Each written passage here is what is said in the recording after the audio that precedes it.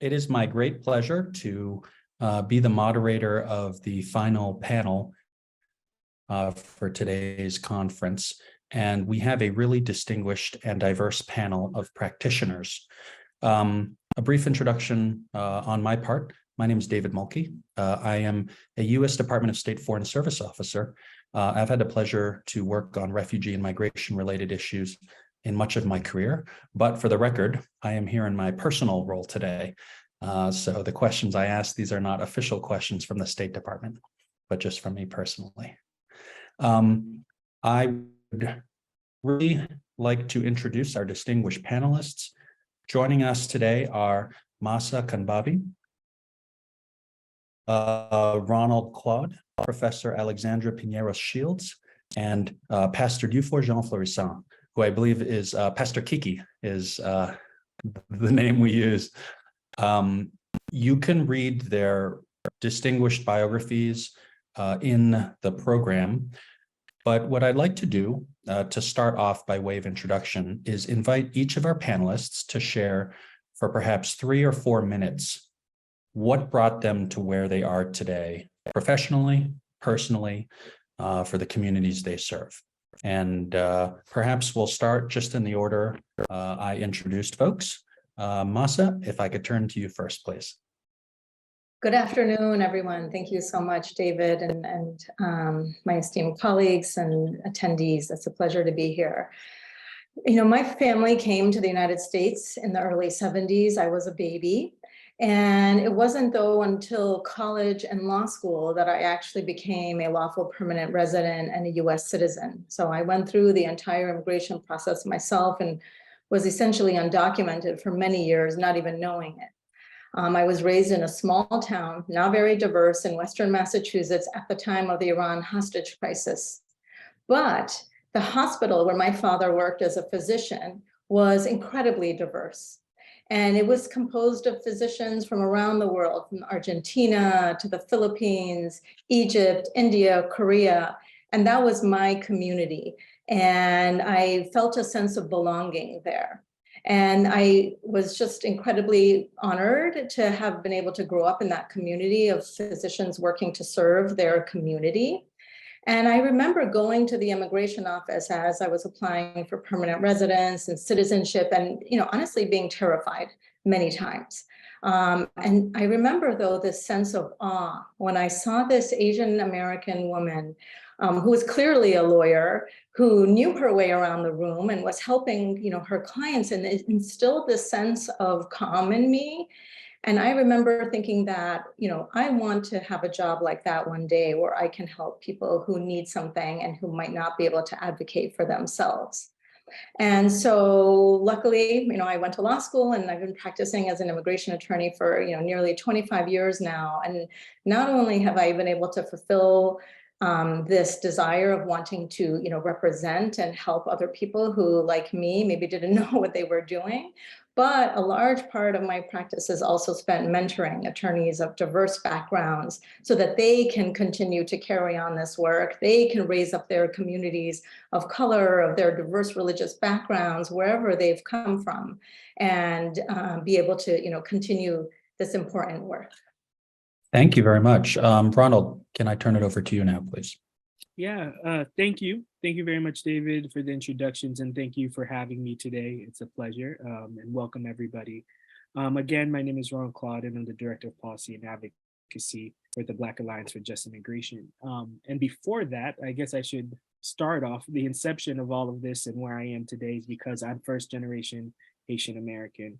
My parents are both from Haiti, and I grew up kind of like at the periphery of seeing all this immigration stuff happening, whether it was, you know, citizenship. I remember going to the ceremony even for my grandmother and not really understanding or know what's going on, but understanding it was like we came from somewhere else and we had to get documentation and go through certain protocols in order to be here and be well.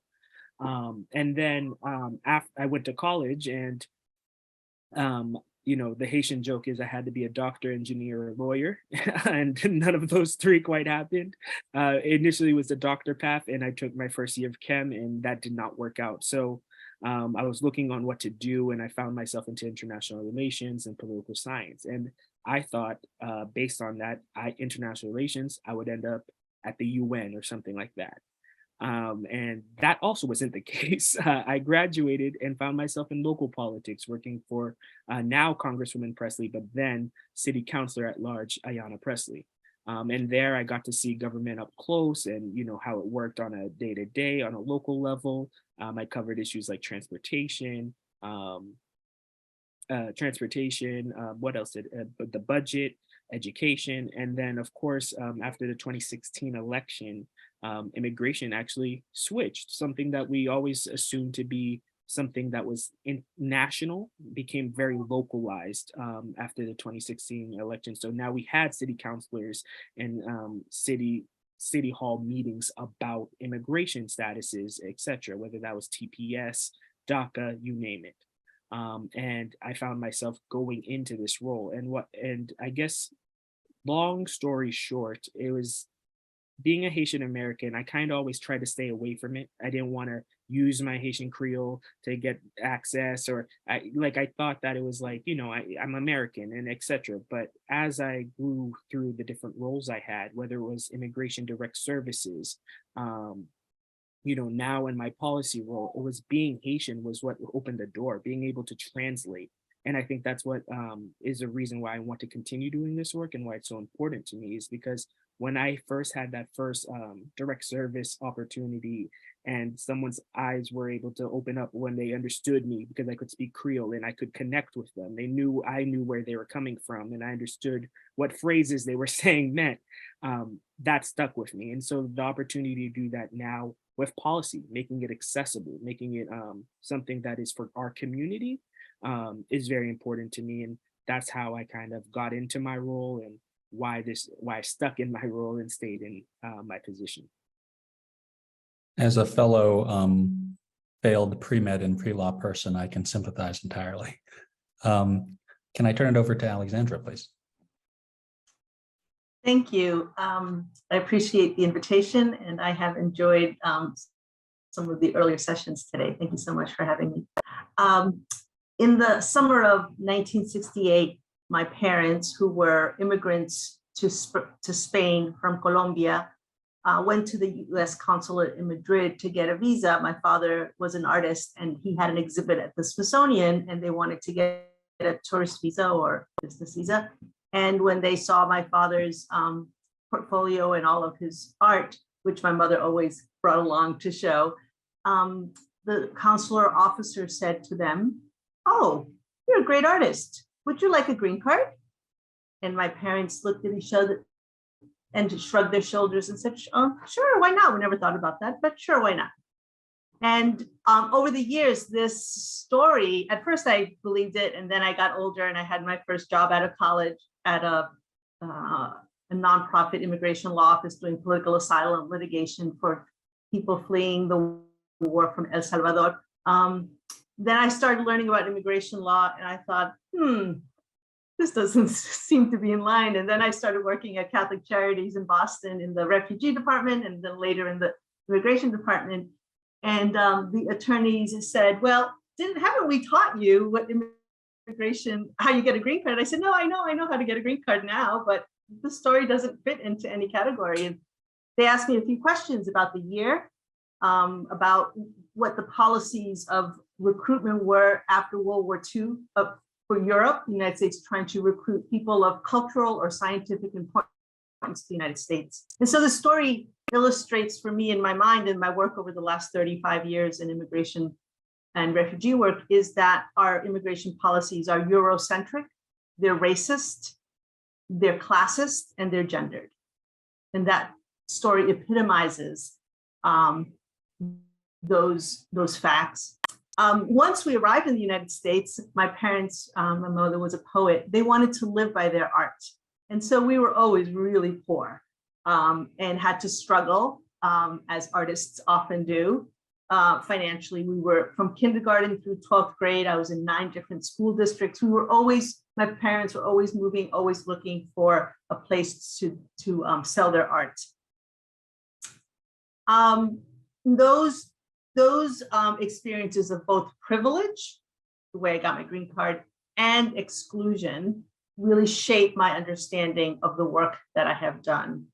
Over the years, I've worked at numerous immigrant serving organizations in the Boston area, in Washington, D.C., and mostly in the Boston area at Catholic Charities, as I mentioned. I was director of programs at the Irish Immigration Center, and I worked at MIRA, the Massachusetts Immigrant Refugee Advocacy Coalition as well.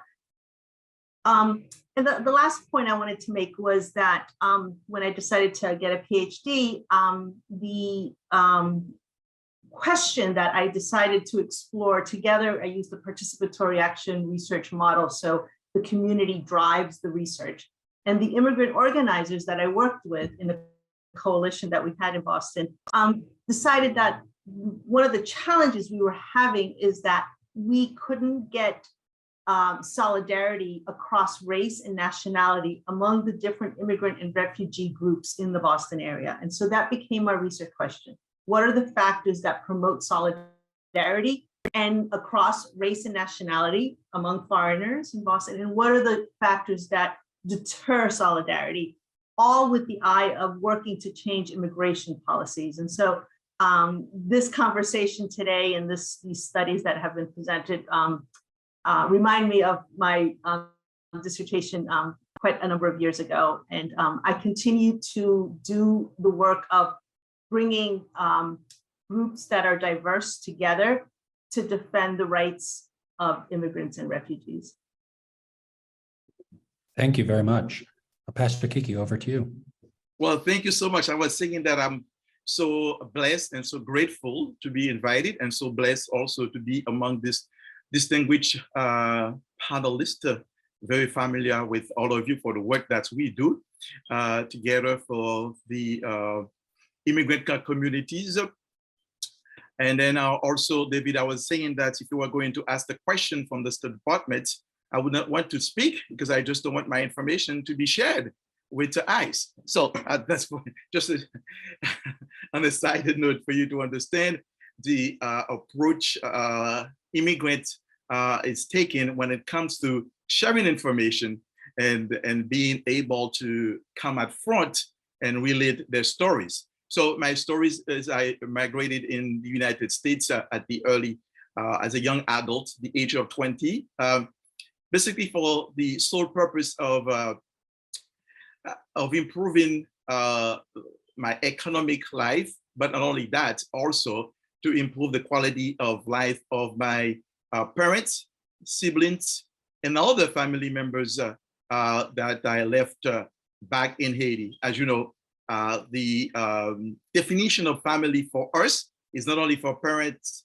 mother, fathers, and siblings, but also including uncles, nieces, you name it, and neighbors as well when you do travel. So everyone has hope that you will be able to help them out. So migrated into the United States, as I said, in New York, undocumented, without any parents, but always hoping for life to be improved and to be able to be brighter for me in the future. And that's what I came leaving my family. And I had hope, basically, things will turn around for me. But, you know, I faced lots of struggles when I arrived without any legal status to be able to find work. Again, no climate, no environment, very cold. It was the month of December. So understand how difficult it was for me to be able to continue progressing through lives despite the absence of any family members, anyone that you know, but you know, living with a stranger. But I was so blessed basically to be accepted by a stranger at their home and trying to guide me through and understand the struggles that I've been through, but at the same time, find an opportunity for me to make it despite the struggles, because I can see the light at the end of the tunnel, because seeing with other people that's happened and be after I read so many things before I arrived here, I know this is the place for me to make it for myself and also to be able to help family members back in Haiti. But when it comes to the immigration system, to navigate it, it was not easy, and it's not easy, and that's what basically just keeps me growing in this sphere and continue to advocate for the well-being of all immigrants, just being able to do such that. Back then, I could not get anyone basically to help me out, to guide me, and just to direct me to the right facility, or to connect me with the right resources to help me out. But I had to figure it out on my way, on my own, and seeing myself homeless on the streets of New York at the age of 20.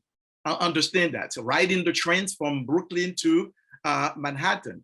But at the same time, I had a chance to find a job in the trajectory that I was able to find a job at night.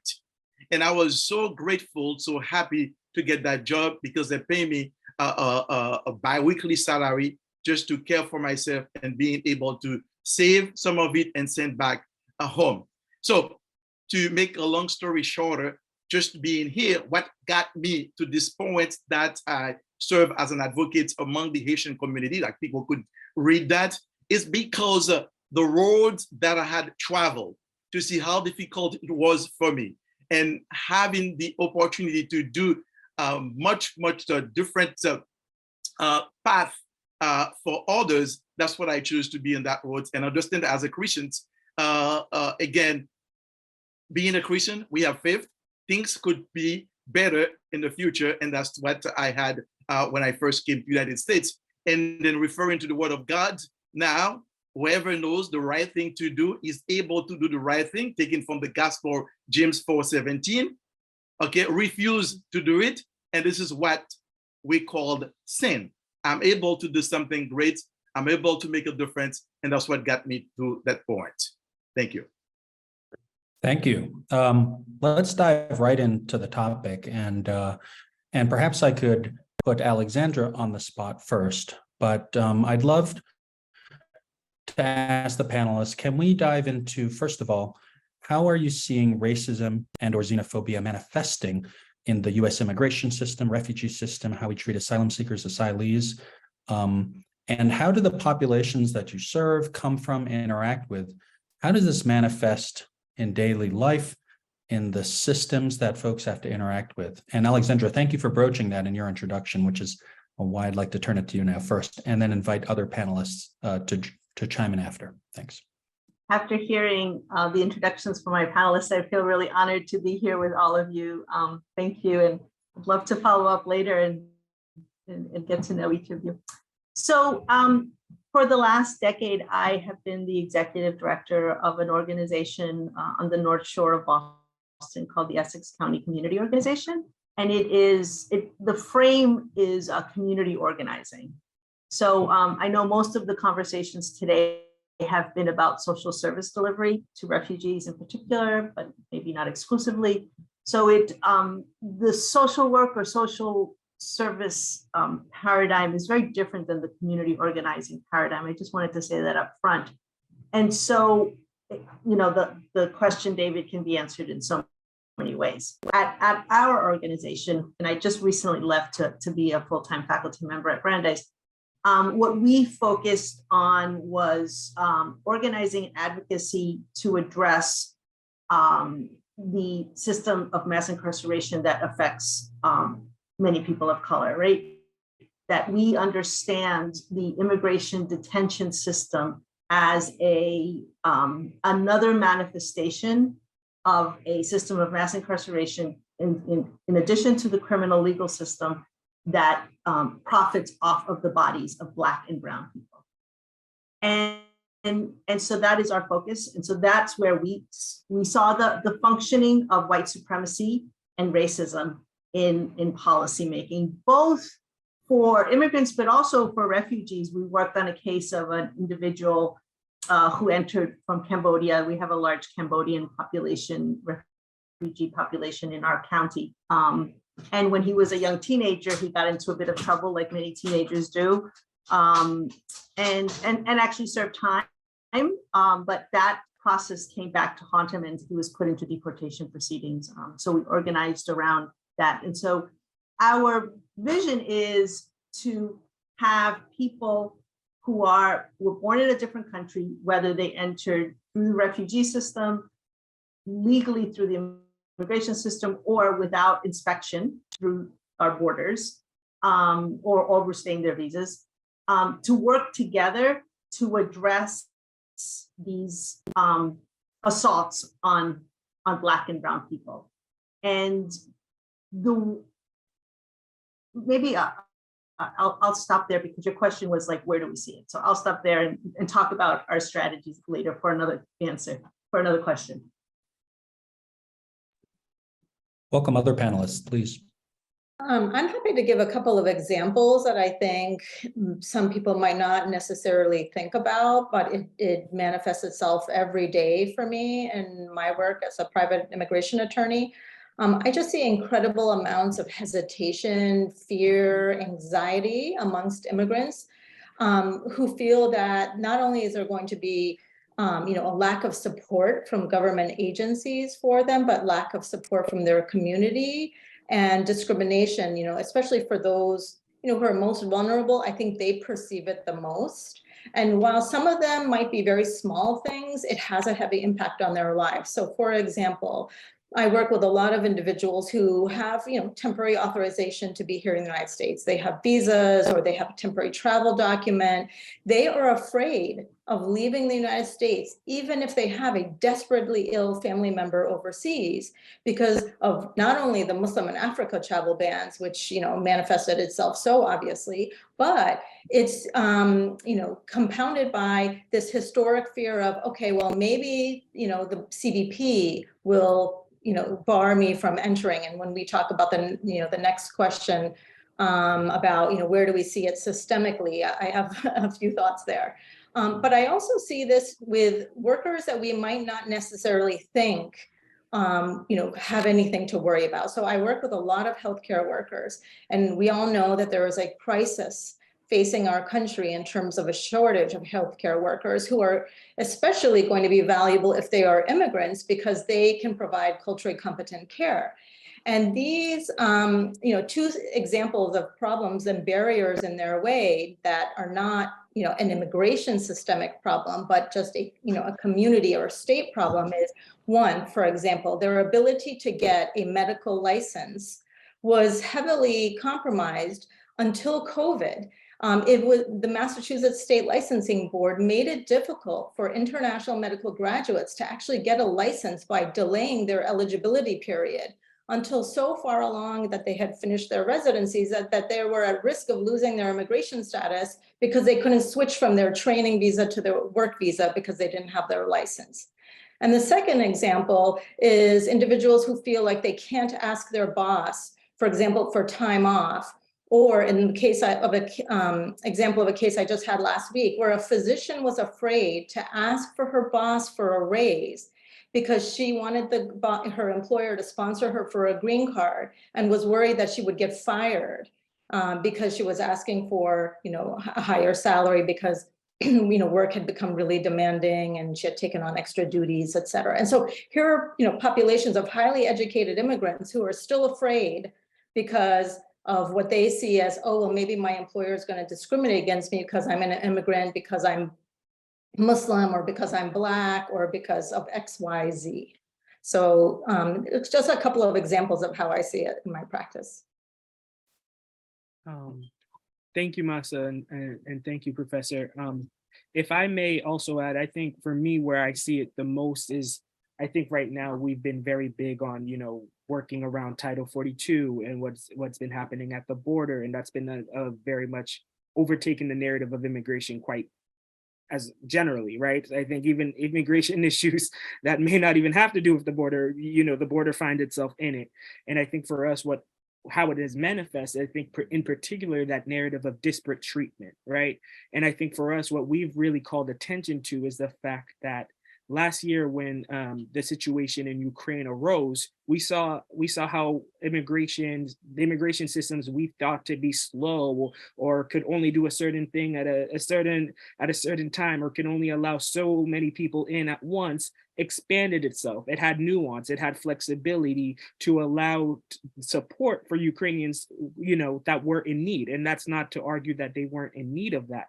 But in the same situation, we looked at folks like that were struggling for Cameroonian TPS or Haitian TPS, you name it, they didn't receive that same support. And in fact, it was only, I think, 2-3 weeks after the mishap of the Ukrainian TPS being provided so quickly that you saw folks, give Cameroonian TPS, or they provided Cameroonian TPS. And that was a struggle and fight for almost 7 years.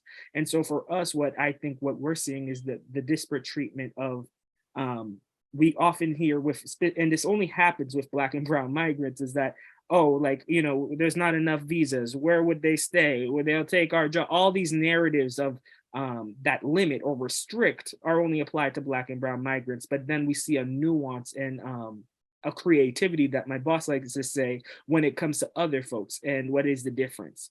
And so that is one of the things we're seeing. And then of course, we also are seeing, again, what we've seen systemically across the board for the whole diaspora is the 1994 or 1996 crime and immigration bills respectively, and how they've essentially funneled themselves into our civil immigration system. So the same consequences that we're seeing of Black people facing the consequences of police brutality more so than any other group, those same systemic issues are in our immigration system, where you see 6% of the people in ICE detention are Black, but 28% of the abuse-related reports that we had in a recent report we did in Uncovering the Truth were from Black migrants. So again, it's like those situations of disparate treatment and the fact that there is clearly a different immigration system for Black and brown migrants than there is to other groups. So I think that is the work that I'm seeing today, and that's how racism and xenophobia has manifested itself. And again, it's not something that is new. It is based on other laws that we're seeing Black people of this country, citizens, have faced. It's now just finding itself in the immigration system, or not finding, but it is in the immigration system. Well, thank you, Ronald, for alluding to the Haiti TPS. The TPS basically for Cameroon, but for Haitians, we've been trying to get that since 1991. Basically, we get it after the earthquake 2010. It's about 19 years before definitely we get the TPS, and we're fighting also to get Haiti to be designated to be recognized into one of the US policies in terms of the Cubans. They have the Cuban entrance, and then we have to fight very hard to get as well Haiti to be included as Haitian entrance, so that individuals and families who are arriving right now being granted parole could be eligible for some type of a public benefits. So it has always been a struggle for us as Haitians. Okay, so being Black, understand that, and that historically that's been happening. Haiti has been equated with slave rebellion and Blackness, disaster and poverty, and that's what we have seen happening as Christians who always pray God to have mercy upon Haiti. We've seen not only political instability, natural disasters also just in Haiti, but in a sense that in the eyes of the US, the policies have not been ever friendly to Haiti, just if you go historically and see that. Almost 6 decades for United States to recognize Haiti independence after being declared independent since 1804. And then we have seen again an embargo against Haiti after that independence. And then lately, after the just the removal of Aristide from power, the first president was elected democratically. We have seen again an embargo that's crippled the economy of Haiti. And up to now, so I've been back and forth, and Ronald, you know that through Washington, D.C., meeting with elected officials from Congress, and also from other institutions like USAID regarding their policies. United States Department's policies toward Haiti has not been just in a sense established to help Haiti respond to all the different evil that Haiti is currently going. Just to name a few about Haiti, but over here also, it is the same thing that we are continuously facing. That's the community that I'm serving, and we have seen this manifested in September 2021 at the Del Rio Bridge. Under the Del Rio Bridge, you see the mistreatment that Haitians received from the Custom Border Patrol, again, officers at the Del Rio. So even outrage poured out. The US must have done something just to help out. But again, we've seen it permeate.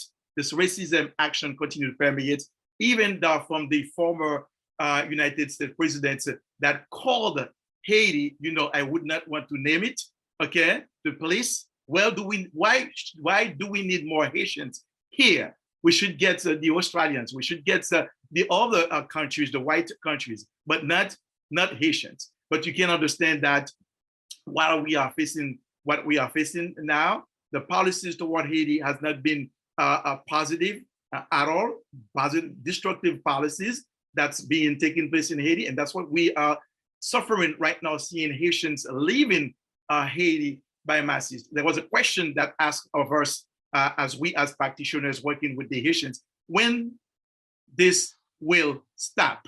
That's the question, because we have seen Haitians at the Mass General Hospitals, Boston Medical Centers. They are sleeping at the emergency rooms right now, pregnant women having 3 to 4 children.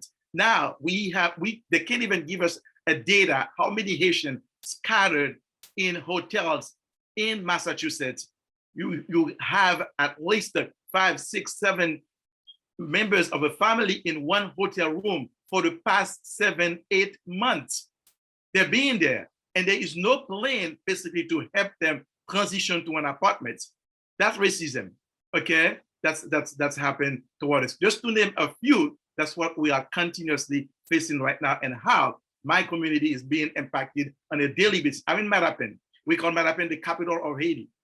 So we have people coming from the border to Boston, and they ended up to our office in Marapen at IFC, at Trial and Center, just to find help, to be able to help. So that's exactly racism, because the same opportunities that were given to all the nations that arrived here, after 7 to 10 days, they have their work permits. We have to wait 18 months. We fought for a TPS 2021. They were granted to Haitians. Up to now, after 18 months, that provision expired as of February 3rd, 2023. Many families are still coming here for me to help them out, respond to additional letters regarding 18 months, again, not being given their work authorization cards for them to enter the workforce, to be able to care for their families here, as I stated again, also to their families in Haiti. I stop right there. Maybe we could transition on Pastor Kiki's important call for when will this stop? How do we get it to stop? Maybe we can talk about, welcome your perspectives on policies, practices, norms that need to change. And perhaps I could put Ronald on the spot first. And if I could ask the panelists, if you can, please distinguish, if possible, between kind of local, state, and federal level as we think about this. Over to you, Ronald. Thank you again. And those were great points by my fellow panelists. I think the general helicopter thing, and I think this does touch state, local, and national level policy, is this carrot and stick approach when it comes to migrants. And what I mean by that is that, and this is particularly will impact Black and brown migrants, is that when we are formulating any type of policy in regards to immigration, it comes with this stick of, it may be something good of like, hey, we see the situation in Haiti, we're going to provide a parole status, but we're going to, cheat the asylum asylum law as it's meant to be. And secondly, you're going to need finances that we know that you aren't gonna be able to come up with. And third, if you come by other means, rather than give you the support that you need, because we do recognize the situation, we're actually going to deport you and put a 10-year ban on top of that. And that is the type of approach to policymaking that we see across the board when it comes to immigrants. And that's why, and who that impacts the most is Black and brown folks. We were talking about DACA and TPS, 2 years back while I was on the Hill.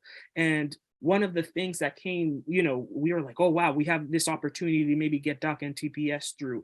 And everyone was, running around trying to, get the right people to sign on and, go to the right offices, etc. And what I got a call at the time before I worked at Baji, where I am now, was that, hey, they're adding criminal bars to this DACA and TPS bill. And what that means is that they were going to, there's regular INA laws that are codified that essentially are like, if you aren't, if you don't fall into this, category of status or person, you may not be able to get the full immigration benefits, etc.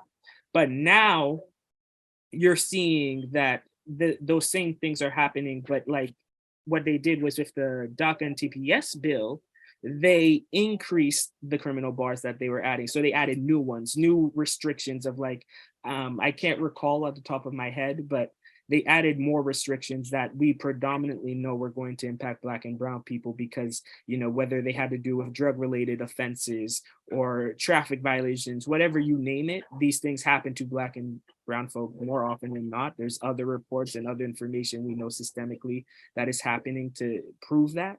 And what that meant was not like, they had a number of, I don't know, but whatever thousand of people were going to, supposedly benefit from it, those criminal bars would take it down like 30-20%.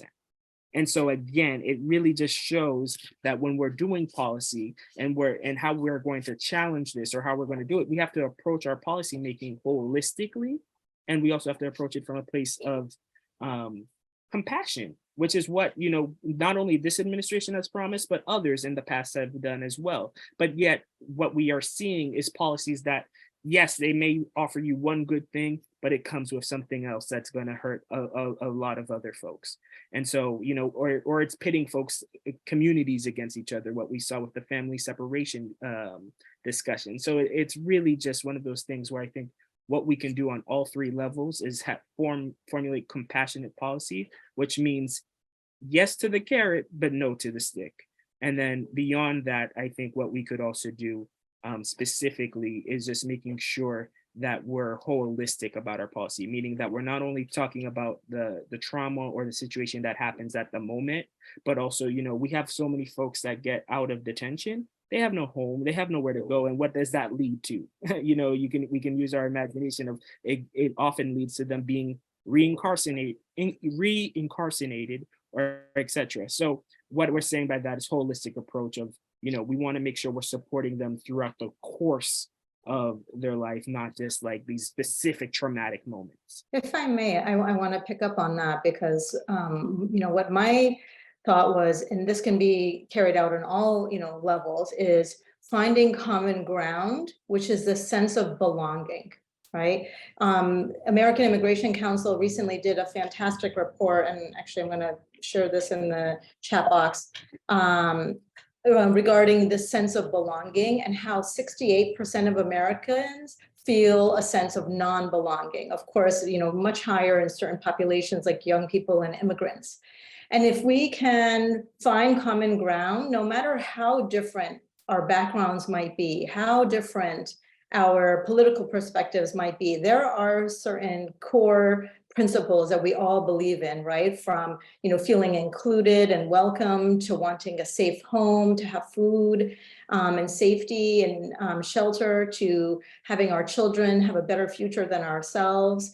I think that finding those common grounds are, and creating that sense of belonging for all Americans is, one of the paths, because otherwise it's this them versus us. It's the other, right? We have to find someone, sometimes, right? People actually feel like, oh, well, the only way I can belong is to make other people feel different than me, or to create, divisions, because then I'm going to be part of this group, and therefore, I'm going to be a part of something. So I really found this report fascinating, and as I work on trying to find, like in lobby with Congress about, oh, why should you expand certain visa categories, right? Why are farmers from the Midwest to Maine advocating for more temporary work visas, right? Because they all sense that same feeling of we need to survive. Our farms need to be able to,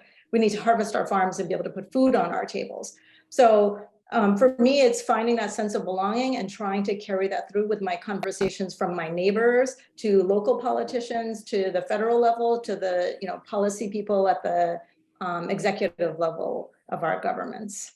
I can jump in. I did want to add to your previous question, DNA testing. It is the probability of it being requested in applications is much higher in Africa and other countries than, so it's a different, Black immigrants are held at a different standard. And then the other recent example, although it's historical, is the forced sterilization of African women in detention in the southern border areas.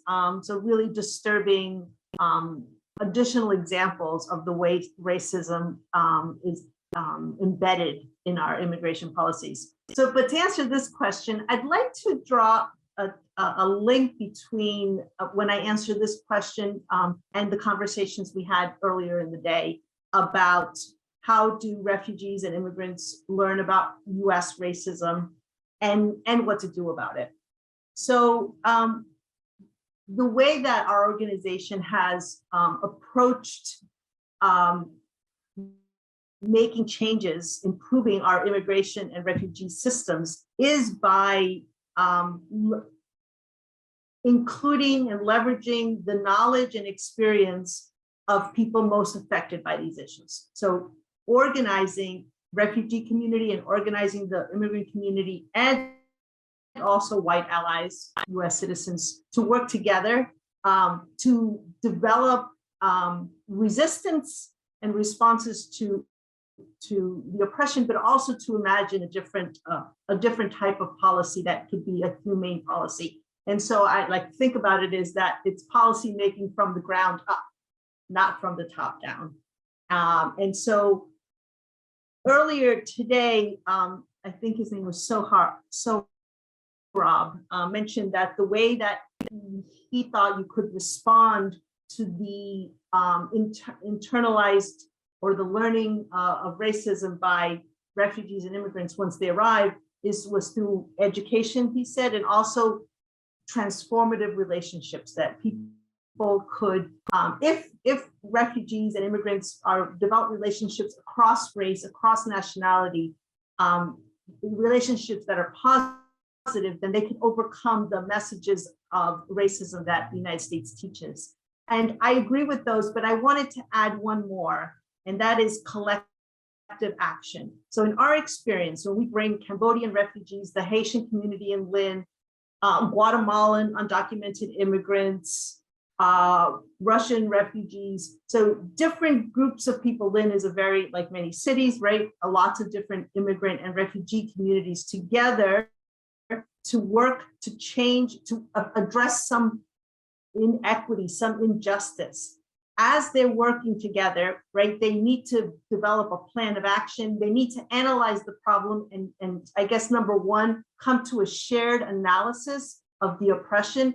Number two, develop a coordinated collective action plan. That's when we can undo the messages of racism that foreigners learn when they arrive here. And so I just wanted to contribute to that earlier conversation. In a particular example of this would be the work that we did once the Trump administration came into office. Many of the immigrants in our area, especially the undocumented ones, but not only them, were really afraid. And we decided to create sanctuary cities. And in our county, we were able to establish 4 sanctuary essentially policies in 4 different cities. And at the county level, the Essex County, we were able to ensure over the last 2 sheriffs, the county sheriffs, for them not to sign 287G agreements with ICE to house immigrants in our county. And so those are kind of 2 examples of policies that are effective, but the more important point is that those policies and the organizing were developed by refugees and immigrants working together and learning about each other's cultures and race and coming together.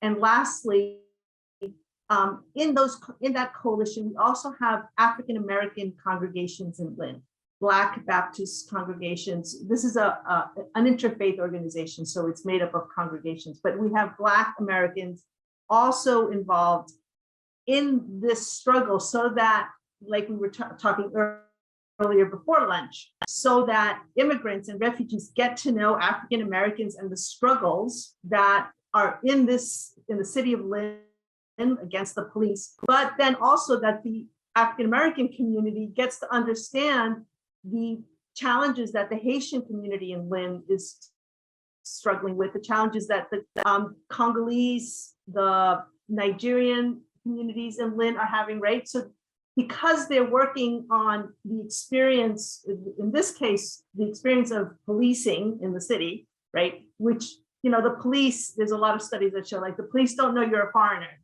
They see a Black man, right? And then it goes badly. And so when people are working together, they can produce effective policies that are from the bottom up, but they also can undo the racism we are teaching them when they arrive in this country. Thank you so much, Professor, for putting it this way. Collectiveness will definitely help us in this fight. It has been more than 30 years. We have not seen any comprehensive immigration reform. We battled for it. We went to Washington for it. And I believe that's 2021. We thought that we were so close to get it done, but with the decision by the parliamentarian not wants to include immigration into the budget. So we've seen it lost completely. But we had hope with the new recent administration. Things could definitely be improved, but we have not seen it yet materialized. And we have hope to continue to work together. I've seen it materialize when we had the TPS National Committee from 35 different states. Went to Washington. Basically, we got the HR 6, and Ronald were part of that. Just a piece of legislation that could definitely grant legalization to all the TPS DACA recipients. So we're so hopeful things could get better. But apart from states, from the federal government passing policies to do that, states basically have a role to play. And I would urge basically every state to have an immigration czar. They should have a department about immigration. Okay, so it's critical to have that in every state, basically. I hope that our governor, Haley, just understands that to appoint immigrations within her administration, to making sure that we deal with those problems that have been happening. So again, we have seen the passing of the driver license. Basically, as you know, driver license basically was one of the causes that families being deported, because people driving without the driver license, and then they've been stopped by ICE, and as you understand that, so they've been prone to be deported easily by doing that. But it comes from the state, basically coming together. Again, Professor, talking about a collective action from 250 different organizations from all sectors, okay, business, public, faith, coming together and understand that.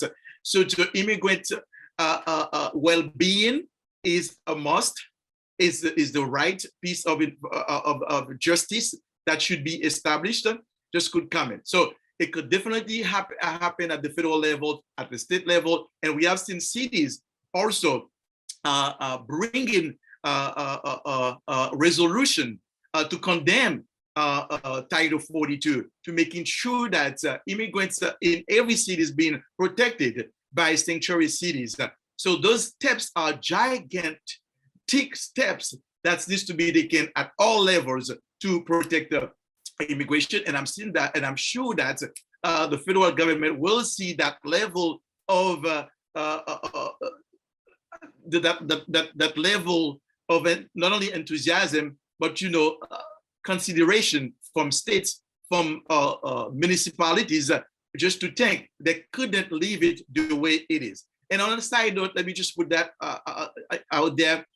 Again, when we ask the question when that would stop, and I think United States has a moral obligation just to revamp its foreign policies toward those emerging countries. Now, up to now, they remain completely silent of what's taking place in Haiti. 60% of the country being occupied by gangs. Gangs doing whatever they want, they liked. Kidnapping children going to school, parents going to school, okay? United States doesn't do anything at all whatsoever. We met with all the elected officials. We brought to them what is taking place. We don't have to do that because they've seen it happening. They know exactly what is taking place. They have not done anything. It starts up from the federal government. All the weapons now gangs are using, sophisticated weapons coming from Florida. How could that be? So again, so they need to revamp their foreign policies toward the countries and being able to bring much more assistance and support so that we could definitely stop what is happening, the displacement of many families leaving Haiti in masses to come United States. Because of time, pretty soon I'd like us to transition to open Q&A, but I'd like to ask one final rapid round question to our panelists for brief answers. And by the way, folks on the Zoom, if you have questions, please feel free to start adding them to the chat now. And my colleagues in the main room will also let me know if there are questions on the floor too. The final question I was originally going to ask was, in light of looking to the 2024 election, political polarization in our country, how do we discuss across the divide about race, racism, xenophobia in our systems? But Mahsa, Alexandra, our panelists have already given some nuggets of that answer. So what I would like to ask actually is to the future practitioners, future advocates, community organizers who are on this call, what's a word or two of encouragement, advice that you can give as we enter or continue to be in these difficult times from your perspective, your wisdom, your experience? I'll leave the floor open and for a brief answer from each of you, please. I can jump in. So something that's really helpful for me, it's this little kind of shortcut to help me look at things before me, problems before me, and how to approach the problem, is to use a metaphor of the miner's canary. I get it from a wonderful book by Lani Guarnier and Gerald Torres, The Miner's Canary, Enlisting Race, Resisting Power, and Transforming Democracy. And basically in that book, these two law professors say that race is like the canary in the mine, right? The canary, the miners used to take the canary down into the mine and kept an eye out on the canary. And if the canary died, it meant that the miners had to get out because the mine was toxic, right? That people of color, we are the first to fall because of the political and economic toxicities of our society. We're the first to fall. But really, it's not about us. It's about the mine. There's nothing wrong with the canary. It's the mine that's the problem. And so, but about 90% of our policies are about fixing the canary, about putting little gas masks on the canary. But it's not about the canary. It's about the mine. How do we change our unit of analysis and our target to target the mine and not the canary, to target our target white supremacy instead of targeting people of color? I think my quick advice would be practice what you preach. And what I mean by that is that it starts with you. The work you do, how you want to see the world begins with you. So often in this space, I haven't gone and been on the Hill and the political side, and now on the nonprofit advocacy side. So often I see, equity, or how do we include Black and brown folks into this work, be the afterthought, or how can we tag it on so we don't get blamed. And so what I mean by that is, let's start from the jump, from the genesis of the work we're doing. How are we being inclusive? How are we making sure that no harm is being done? And I think if we start with that approach, I think a lot of the work and goals that we want to see will start to come to fruition. And so I would say that would be my quick advice, is practice what you preach. I think if you do want to see a racially equitable immigration system, then if you're in these spaces, do that, be that. Don't have it be, the letters all written and no Black advocates suggested anything, or you went to no Black communities, etc. Like, start from there and then, proceed. And I think if that were to happen, we'll see a lot more wins much more quickly. I agree with all of those, and building upon that, take care of yourself, right? It is draining, difficult work. And after, when you see the presidential politics, the language, right, of what happened in the prior elections and what's happening now for the future elections, sometimes you just feel like, oh, there's no changing things. And you feel down at this daily slog of trying to deal with that. But make sure you take care of yourself and know you are not alone, right? Reach out, talk to your colleagues, talk to your mentors, and work with them. Because when you realize that you are part of a bigger community of all people wanting the same, betterment for our immigrant communities, you'll then, you'll be able to re-energize, right? And get back out there. But in the meantime, take care of yourself and take a break when you need it. Even when you feel like the world is on your shoulders, and if you kind of stepped aside and, everything is going to fall apart, it won't. Your friends will be there. They'll pick up while you're taking a break, and then you get back right into it. And, then you're going to feel stronger and safer when you're working with your friends, when you're healthy yourself. Well, thank you. I would say hallelujah, Mahsa. Just finally, be strong and be courageous. That's what we have to do. Don't expect one specific administration will change things around for us. And then continue to fight, okay, until it happens. I believe that it is really, the work is really draining. It has been a long journey, but as long as we have the breath, we always say that Psalm 150 verse 6 says, whoever has breath, continue to praise Lord. I would say we have the breath. We need to continue to fight and bring alongside with us I call them the current and future generations, the youth. Okay, they are the current. We have the other youth leaders and the future generations. Come alongside with and continue this fight until it happens. We'll see definitely the light, as I said, at the end of the tunnel, and then we'll definitely see immigration reform, because it cannot continue to remain this way. More than 11 million people undocumented in this country, the greatest country in the world. That shouldn't happen in this country that we say, in God we trust. So our God will never accept any behavior like that. We need to change things around, but we continue to be hopeful and bring alongside of us the younger generation so that the work can continue. Thank you. Thank you all.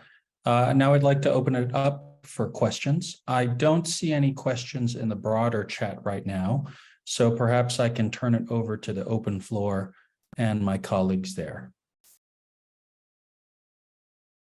And when you ask your question, please briefly introduce yourself and say your name.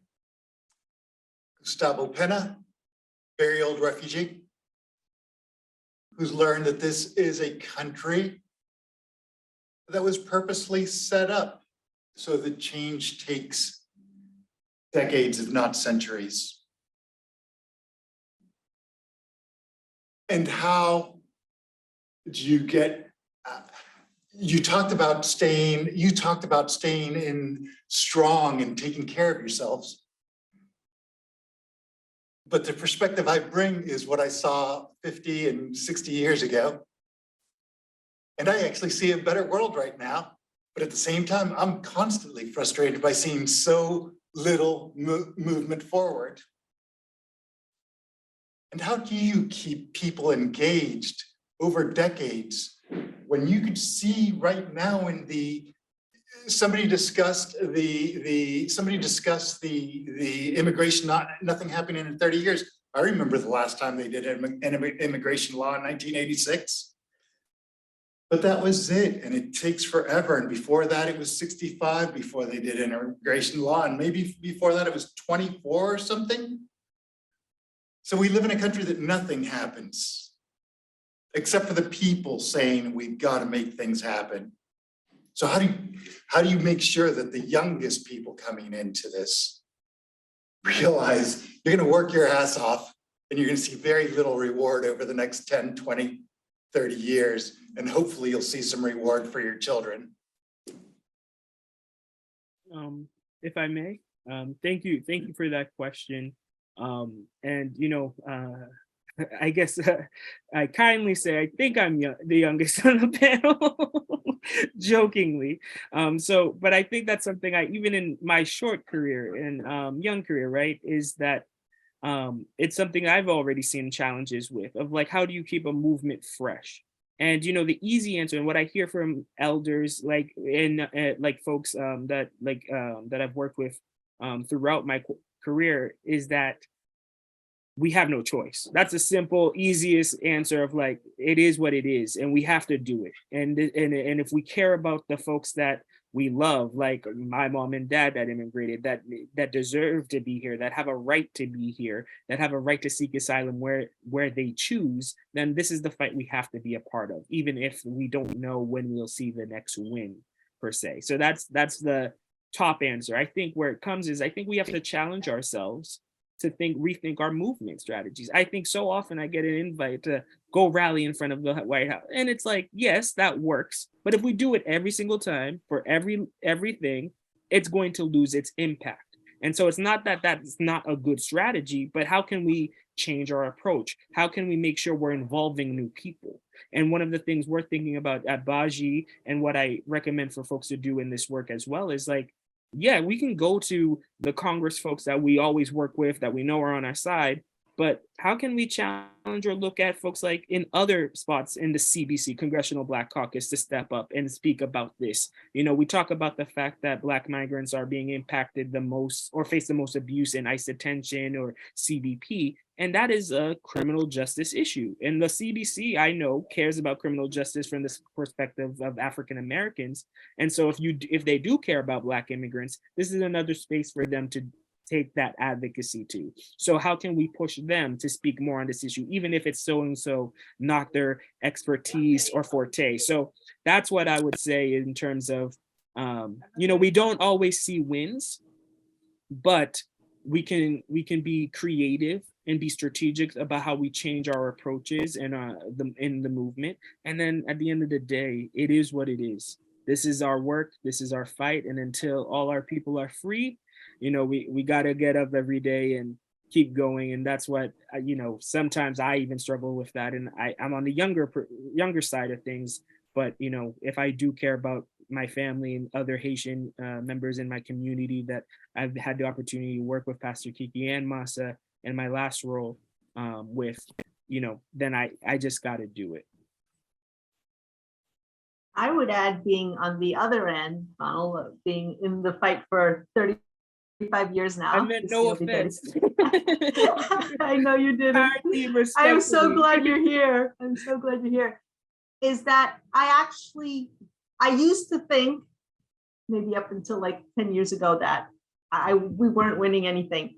But then I started to look around, and I could see refugees and immigrants who started off working with our organization become leaders.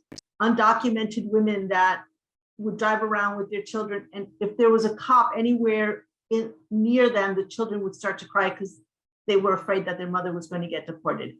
People who lived in fear now speaking in front of ICE headquarters trying to get someone out of detention, going to Washington, D.C. and speaking to their elected officials, right? And so actually something has changed. Some things do change.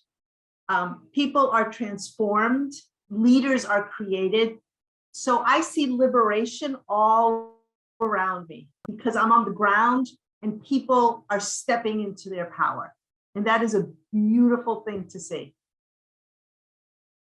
I'll piggyback on that because, while change never happens as fast as we want it to happen, it definitely has. There was never a Muslim woman judge wearing hijab when I was going to law school, right? There were no Palestinian American women in Congress or, Somali refugee women in Congress like Ilhan Omar and Rashida Tlaib, right? There were no Muslim women role models when I was going to law school, but I was like, I'm going to do it. And, we're going to make a change. We're going to make a difference. And so it's happening. It never happens as fast as we want. But when we're kind of feeling like, oh, this is just fruitless, we're going nowhere. I just take a look around and see, the amazing dynamic voices of young people and where they're going and where people from my generation have reached. And I find, solace in that. Yeah, I can echo that, Ronald. Just remember that when I hold your hand as a small boy going to 82 Babson Street, going to church. So I totally understood that. It's a privilege just to see you basically involved in this work. And this is what gives us hope. I thank you for the person who asked the question. Thank you for asking the question. But exactly, we stand on the small wins. We stand on the small victories, okay? At the municipal level, at the state level, we stand on those wins, those victories, seeing the greater win will come if we continue what we call to persevere. Perseverance is a term that we always use, okay? Despite the turmoil, despite the difficulties, despite the stresses, despite the timing, we stand together to make it happen. And that's what we definitely have in our mind as the hope. Things definitely could get better because we're not going to stop. And we know that there is a cloud of witnesses, okay, around us who probably saw what we've been through and wants and continue to join us. And I'm sure that things will get better. That's my hope. So I just want to give a huge thank you to our panelists. Thank you for your insight. Thank you for your wisdom. Thank you for your encouragement. So for those of you in the main room and online, just please give a round of applause or put your applause emojis on. Just thank you very much. And with that, we have ended this session and I will turn it over to the rest of the organizers. Thank you again, everyone. Thank you. Thank you everyone so much for attending the conference today. We really appreciate you being here and just supporting the Refugees in Towns project. Before we ended today, we just had a few closing remarks that we wanted to share that I think summarize all of the panels that we had going on today. And that is that even though everyone has different views and experiences and even politics, with that in mind, the views that have been expressed are very revealing of the day-to-day discrimination that refugees and immigrants encounter on a daily basis in this country. So we hope that this discussion has shed light on immigrants' experiences and the ways in which we as a society can create a more welcoming home for newcomers to this country. I just wanted to kind of again, express my sincere gratitude for everyone who has joined us today. It was really moving to hear everyone's stories and experiences, and I couldn't end on a better call to action than what was just expressed in our practitioner panel. So a huge thank you to everyone who was there. These are some serious challenges that we're talking about and continuing to have conversations, but I think we, throughout today's symposium, have identified some opportunities for solutions, some opportunities to continue having conversations in our homes, in our communities, and with our work colleagues in any space on these really important issues. I think in Ronald's words, it really begins with you. So I encourage everyone to continue to think about this moving forward in their space in migration and beyond.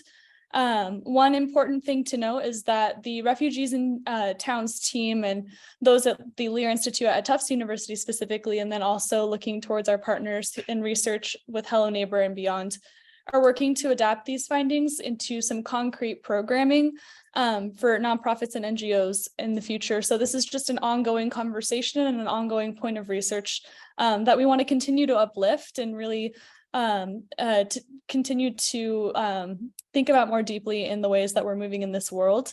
So thank you again. And with that, I'll pass over to Yumeka to close us out. Cool. So finally, we wish to express our deepest gratitude to our sponsors for their support and generosity. So first, we are really grateful for the support of the Jonathan M. Tisch College of Civic Life, who provided us both financial and logistical support to realize this event and also the research. We express our continued gratitude to Hello Neighbor and David Muehlke, who has generously supported our research and this event. And the last and not least, we are greatly thankful for the Henry J. Lear Institute for Migration and Human Security and Jacob, who is the manager of the Lear Institute. And we truly appreciate their support to both our research and this event. So again, thank you very much for all the panelists, sponsors, and the audience for joining us today. And I hope we can incorporate what we learned today to our society for a better future. So thank you very much, and please have a great rest of your day.